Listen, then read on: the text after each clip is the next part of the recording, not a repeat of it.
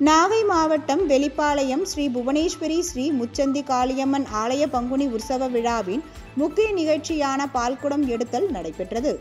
இங்கு பங்குனி திருவிழா கடந்த 28ஆம் தேதி பூசொரிதலுடன் தொடங்கி நடைபெற்று வருகிறது. திருவிழாவின் முக்கிய நிகழ்ச்சியான பால்குடம் எடுத்தல் இன்று நடைபெற்றது. இதில் நூற்றுக்கணக்கானோர் சிவன் கோவில் குளக்கரையில் இருந்து பால்குடங்களை சுமந்து ஆலயத்தை வந்தடைந்தனர். அப்பொழுது உலக அமைதி வேண்டியும், இயற்கை சீற்றத்திலிருந்து அனைவரையும் பாதுகாக்க வேண்டியும், இஸ்ரேல் பாலஸ்தீனத்தில் இயல்பு நிலை திரும்ப வேண்டியும், விவசாயம் செழிக்க வேண்டியும் பக்தர்கள் பிரார்த்தனை செய்தனர்.